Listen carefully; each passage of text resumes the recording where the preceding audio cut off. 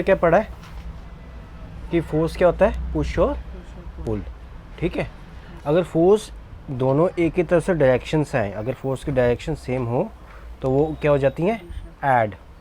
अगर दोनों force opposite में है तो क्या हो जाती हैं, सब्ट्रैक्ट। फिर हमने ये फोर्स पढ़ा था कि फोर्स की क्या होती है, मैग्नीट्यूड और डायरेक्शन भी होती है, तभी तो ऐड और सब्ट्रैक्ट हो रही है ना। ठीक है, अब देखा हम कि फोर्स क्या क्या कर सकता है उसके बारे में पढ़ेंगे। ठीक है, पहले क्या है कि वो मोशन को चेंज कर सकता है। अगर कोई रेस्ट में है उसको मोशन में ला सकता है, अगर कोई मोशन में है उसको रेस्ट में ला सकता है।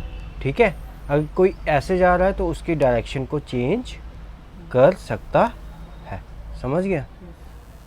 देखो वही कह रहा है, एक रबड़ वाला, ठीक है, एक टेबल के टॉप में रखा हुआ है। आपने क्या किया, आप पुश कर दिया उसको लेवल से। ठीक है, अब वो क्या करने लगा, आपने पुश किया, आपने फोर्स लगाई तो वो क्या करने लगा, मूव करने लगा। ठीक है, कहता है वापस से पुश करो।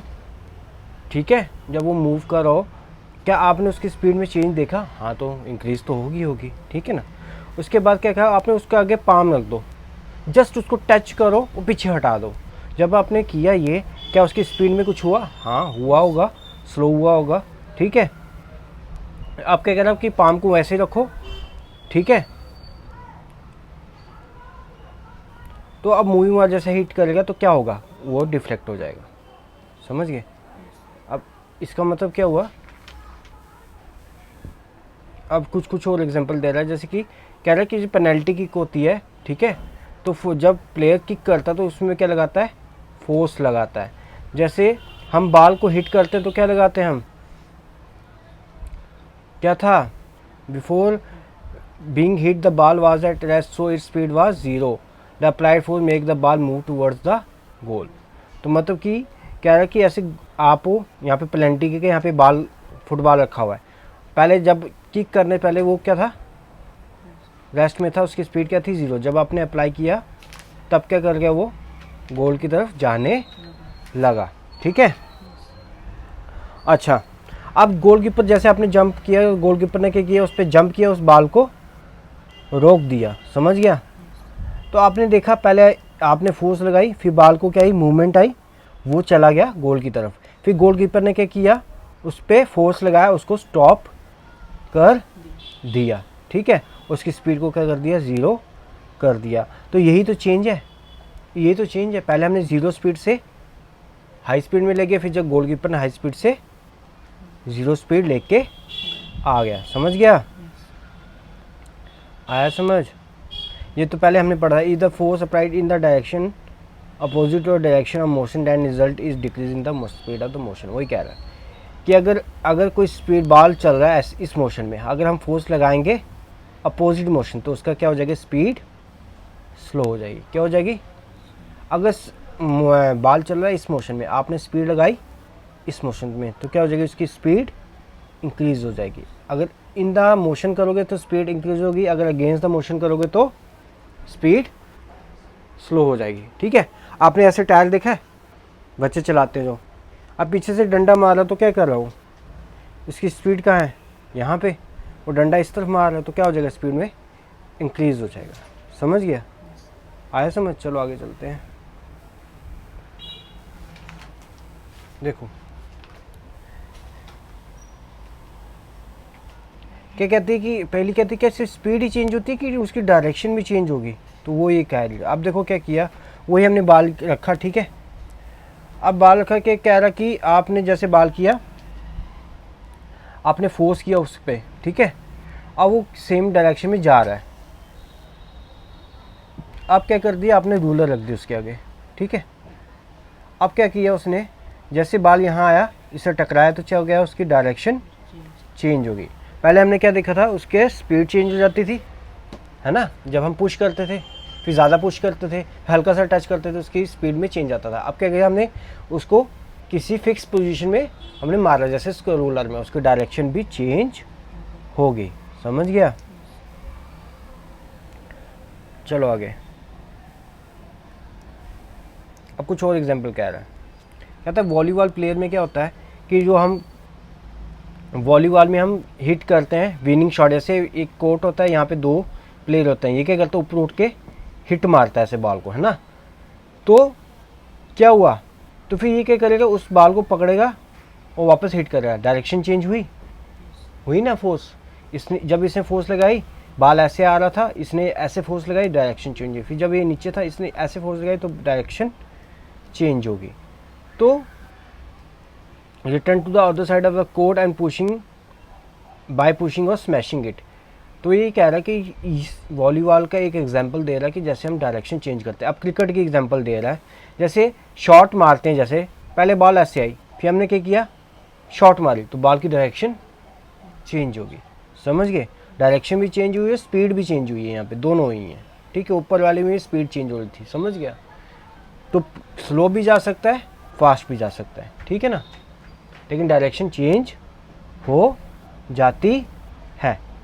इन all this example the speed and direction of the changes due to application of force. अब हम क्या करेंगे, इसकी डेफिनेशन पढ़ेंगे। चेंज इन द स्पीड, ठीक है, और डायरेक्शन ऑफ मोशन, या दोनों, इसको क्या कहते हैं हम, change in the state of motion. इसको क्या कहते हैं, या उसकी डायरेक्शन में चेंज आ जाए, या उसकी किस में चेंज आए, स्पीड में चेंज आए, तो हम क्या कहेंगे, change in the state of motion. तो फोर्स क्या करता है, change in the state of motion लाता है। समझ गया, change in the state of motion क्या हुआ, या तो उसकी स्पीड बढ़ जाए, या तो उसकी डायरेक्शन बढ़ जाए, ठीक है। और फोर्स ये करता है, force change in the state of motion करता है, यानी उसकी जो स्टेट थी पहले वो चेंज होगी। पहले वो रेस्ट में था, वो मोशन में आ गया। पहले वो उसके एक डायरेक्शन थी, उसकी डायरेक्शन चेंज होगी, ठीक है।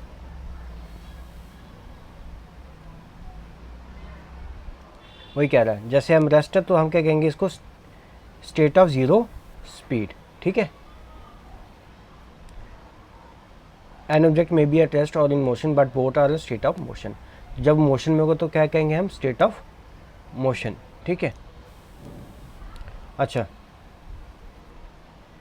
क्या कहता है कि सिर्फ क्या वो सिर्फ मोशन को चेंज कर सकता है, या स्पीड को चेंज कर सकता है, या कुछ और भी कर सकता है फोर्स।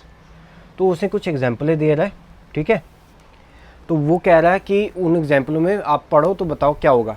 जैसे हैवी बॉक्स है, अब उठाने की कोशिश करो, वो हिल रहा है अपनी जगह से, हिलता कभी, बड़ा हैवी हो, जैसे पीछे ट्रंक है जी आपका, अलमीरा है, इसको फोर्स लगा, हिलेगी नहीं ना, हिलेगी, 2-3 बंदे लगाएंगे तो हिलेगी ना। कभी कभी चीज़ें नहीं हिलती हैं, क्यों, क्योंकि उनका वेट ज़्यादा होता है। आगे आप जाके पढ़ोगे लिमिटिंग फ्रिक्शन, अभी 9th क्लास में होगा, तो कई बार हम फोर्स लगाते हैं वो चीज़ें नहीं हिलती हैं, ठीक है। तो कोई फोर्स का इफेक्ट हमें दिखता नहीं है। तो इसका मतलब थोड़ी कि फोर्स नहीं लग रही, इसका मतलब फोर्स तो लग रही है, लेकिन हमें उतनी फोर्स नहीं लग रही जितनी उसको मूव कर पाए। तो ये कुछ एग्जाम्पलें दे रहा वो, जब हम फोर्स लगाते हैं ना तो इसका कोई मोशन में चेंज आता है, ना तो स्टेट से किस में, रेस्ट से मोशन में जा रहा, ना ही डायरेक्शन चेंज हुई, लेकिन इसका क्या हो रहा है, शेप चेंज हो रहा है। आटा गूंथते हो तो शेप चेंज होता है, ठीक है। सीट में बैठते हो साइकिल की, शेप चेंज हो जाती है ना उसकी, ठीक है। ऐसे ही रबड़ खींचते हो तो चेंज होती है। अगर स्केल में बीच में ईंट रखो तो शेप चेंज होगी, है ना, समझ गया। तो हमने क्या देखा कि जैसे ही कह रहे कि आप बैलून फैलाओ, उसको दबाओ तो वो इन्फ्लेट हो जाता है। वही आटे की एग्जांपल दे रहा है, चपाती बनाने के हम उसकी शेप में चेंज लाते हैं। तो इसका मतलब फोर्स शेप को भी चेंज में ला सकता है। तो फोर्स क्या क्या कर सकता है, बॉडी को मूव करा सकता है रेस्ट से, ठीक है, उसकी स्पीड में चेंज ला सकता है, उसकी डायरेक्शन में चेंज ला सकता है, ठीक है, और शेप भी चेंज कर सकता है। और इनमें से एट अ टाइम एक या एक से ज़्यादा भी इफेक्ट वो ला सकता है। समझ गया, आया समझ। कैन कॉज वन और मोर इफेक्ट, जैसे हमने स्पीड और डायरेक्शन चेंज की देखी है ना, तो एक से ज़्यादा इफेक्ट वो ला सकता है। आया समझ।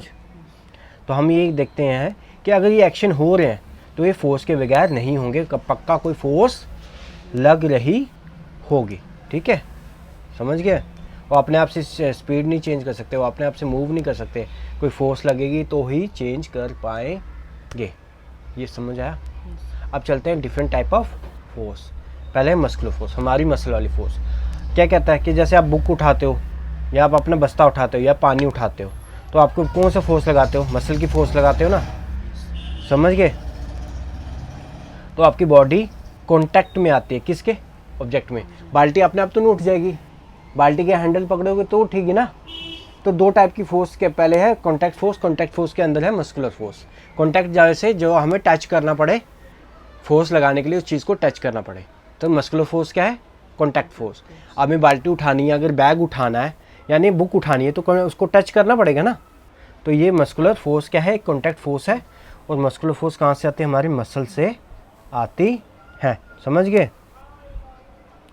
हाँ, वो स्कूल बैग को पुश करना या उसको उठाना, ये सब क्या होता है? मसल के एक्शन से आता है। इसको हम क्या बोलते हैं? मस्कुलर फोर्स बोलते हैं। आया समझ? हमारा जो खाना हम खाते हैं ना, एलिमेंट्री कैनाल से नीचे जाता है ना, वो खाने की नली से जो नीचे जाता है, वो भी, उसमें भी मस्कुलर फोर्स लगता है। आगे जाके पढ़ोगे, ठीक है? हम जो सांस लेते हैं लंग्स से, लंग्स फैलती और सिकुड़ती हैं, उसमें भी मस्कुलर फोर्स लगता है। हम एनिमल को, आप इतना वज़न ढोते हैं, एनिमल खींचते हैं, तो ये कौन सा अपने फोर्स लगा रहे हैं? इनकी मसल की फोर्स लगती है। तो ये सब क्या है? मस्कुलर फोर्स है। गधा भी और कैमल को भी हम जो करते हैं वो भी है, क्या है? मस्कुलर फोर्स है। एक मिनट, कहाँ गया? बस इतना ही था क्या? अच्छा, एक मिनट।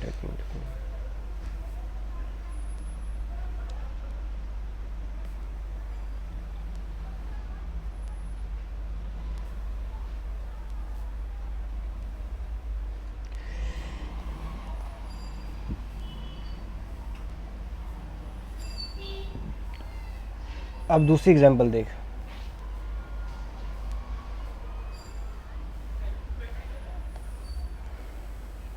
दूसरी कॉन्टैक्ट फोर्स कौन सी की? Friction force. फ्रिक्शन फोर्स मैंने पहले ही बताया था। जैसे इसने कई एग्जांपल दी हैं कि जैसे आप साइकिल चलाते हो तो चलते चलते रुक जाती है कि नहीं? है ना? साइकिल चलते चलते रुक जाती है। क्यों रुकती है? इसका भी आंसर बताएंगे। कार और स्कूटर भी रुक जाता है। सिमिलरली बोट पानी में चल रही है, वो भी रुक जाती है। इन सब में क्या होता है? हमें ये नहीं दिखता कि इसके ऊपर फोर्स लग रही है, लेकिन एक्चुअली में उसकी स्पीड कम हो रही होती है। तो हमने अभी पढ़ा कि जब चेंज ऑफ स्टेट में आएगा तो कोई ना कोई फोर्स लग रही है, लेकिन हमें दिखना हो, लेकिन फिर भी उस पर फोर्स लग रही है। वो कौन सी डायरेक्शन में लग रही होगी? वो अपोजिट डायरेक्शन में लग रही होगी। जैसे आपका मोशन ये है, ठीक है, तो फ्रिक्शन फोर्स हमेशा मोशन के अपोजिट लगती है। समझ गए? आया समझ? यही रिस्पॉन्सिबिलिटी है state of motion of object in all example जो हमने ऊपर पढ़ी हैं, ठीक है? साइकिल का रुकना, कार का रुकना, बोट का रुकना, ये सब किस पे लगा? फ्रिक्शन फोर्स लगा। हमेशा वो कब लगती है? कहाँ लगती है? जो उनका मोशन होता है उसके अपोजिट लगती है, ठीक है? ये लिखा है always opposite to the direction of motion. Since the friction force arise due to a contact force, हमेशा कॉन्टैक्ट फोर्स में आएगी। जहाँ पे कॉन्टैक्ट होगा ना वहीं पे लगेगी। जैसे टायर है, टायर का रोड्स के साथ कॉन्टैक्ट है, तो फ्रिक्शन फोर्स कहाँ लगेगी? टायर और रोड के कॉन्टैक्ट के पीछे लगेगी। पीछे आगे जा रहे हो, लेकिन ये कहाँ लगेगी? पीछे। समझ गए? अच्छा,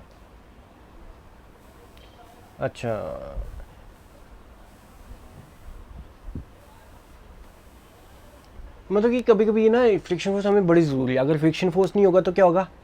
हम चल नहीं पाएंगे। कैसे? मैं एग्जांपल देता हूँ। आप फर्श में कर दो, तेल गिरा दो, तो चल पाओगे?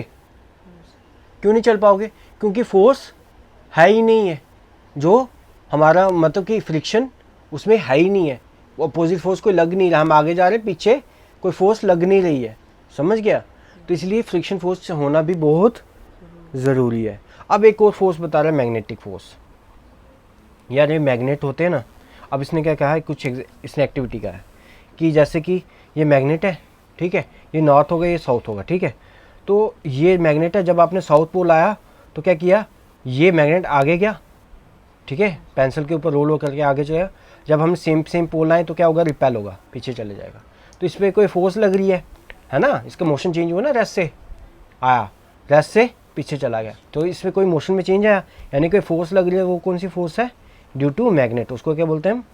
Magnetic force. देखो वही क्या है, हमने 6th क्लास में पढ़ा था कि लाइक पोल क्या करते हैं? रिपेल करते हैं, और अनलाइक पोल क्या करते हैं? अट्रैक्ट करते हैं। ये पढ़ा था ना आपने। तो हम जब रिंग लाएंगे मैग्नेट को क्या, लेकिन हमेशा कॉन्टैक्ट में नहीं लाना पड़ता, बिना कॉन्टैक्ट लाए भी ये क्या होता है? धकेल लेता है या खींच लेता है, तभी नॉन कॉन्टैक्ट फोर्स है। कौन सी फोर्स है ये? नॉन कॉन्टैक्ट फोर्स है। ये इसे मैग्नेट पे नहीं, ये आयरन पे भी फोर्स लगाता है। आज इतने करते हैं, ठीक है, समझ गया।